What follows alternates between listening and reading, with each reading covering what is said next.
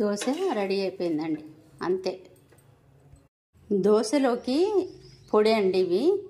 దోశ మనం వేసుకున్నాక దానిపైన వేసుకునే పొడి తయారు చేయడానికి ఇవి కావాల్సినవి: పుట్నాలు, వేయించి పొట్టు తీసిన పల్లీలు, ఎల్లిపాయలు, జీలకర్ర, కొంచెం పసుపు, కారం, దీనికి సరిపడా ఉప్పు.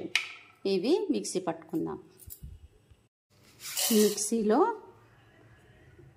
పుట్నాలు, పల్లీలు, కారం, ఒక పెద్ద స్పూను జీలకర్ర, ఉప్పు తగినంత, కొంచెం పసుపు, ఎల్లిపాయలు, ఇవి మిక్సీ పట్టుకోవాలి.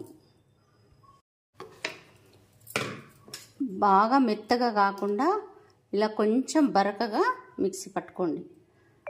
ఇది ఒక బాటిల్లో పోసి పెట్టుకొని ఎప్పుడు కావాలంటే అప్పుడు వాడుకోవాలి. ఇది దోశల పిండి అండి. 1 కప్పు మినపప్పుకి 3 కప్పుల బియ్యం పోసుకోండి. కొన్ని మెంతులు పోసి నానబెట్టుకొని ఇది మిక్సీ పట్టాను. దీనిలో 1 స్పూను బియ్యం పిండి కలుపుకుంటే దోశలు ఎర్రగొస్తాయి.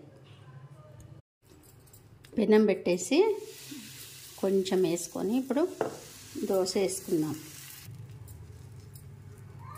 ఇప్పుడు మనం పొడి చేసుకున్నది దోశ మీద వేసుకుందాం. వేసుకొని ఇందులో నెయ్యి వేసుకొని మొత్తం స్ప్రెడ్ చేసుకోవాలి. బాగుంటుంది దోశ. ఇలా అంతా స్ప్రెడ్ చేసుకుంటే దోశలకి చట్నీ లేకుండా బాగుంటుందండి. దోశల పిండిలో కొంచెం ఉప్పు కూడా వేసుకోండి, కొంచెం జీలకర్ర వేసుకోండి. వేసుకునే ముందు మళ్ళీ నేను ఉప్పు చెప్పలేదు అనుకోకండి, ఉప్పు కూడా సరిపడా వేసుకోండి కొంచెం. ఈ దోశకి చట్నీ అవసరం లేదండి, బాగుంటుంది. దోశ రెడీ అయిపోయిందండి, అంతే.